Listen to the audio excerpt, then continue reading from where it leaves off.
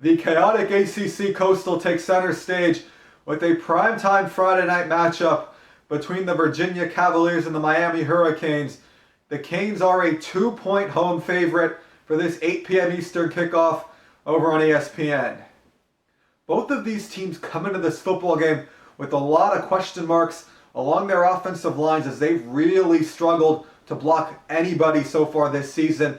And both teams have also had issues with turnovers in the early going this year.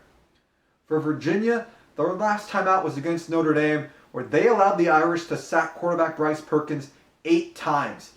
They had the bye week to kind of get things right, but their offensive line has been such a major question mark. I'm not sure how much they could solve during their off week, and if they haven't been able to get things right up front, this Miami defense certainly has the talent to get after quarterback Bryce Perkins like the Irish did in that game.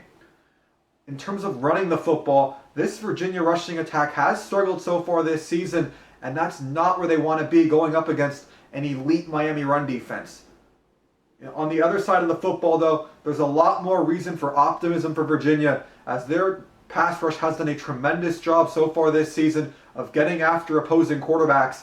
That's something to keep an eye on in this football game, as this Virginia pass rush is going to be going up against a Miami offensive line that's really struggled in terms of pass protection this season. They had that rough performance in week 1 against the Florida Gators. A lot of people thought they'd get better after that rough performance, but it looks like with each passing week they're actually regressing, which has to be really disappointing for this Miami fan base.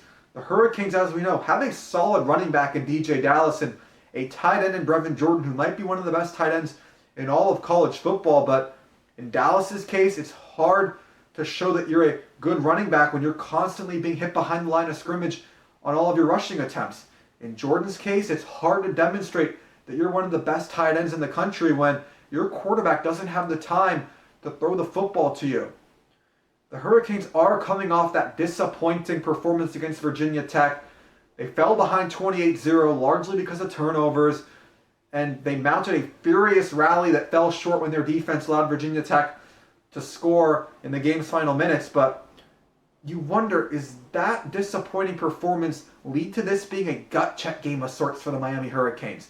You saw Virginia Tech last week really come out on fire against Miami.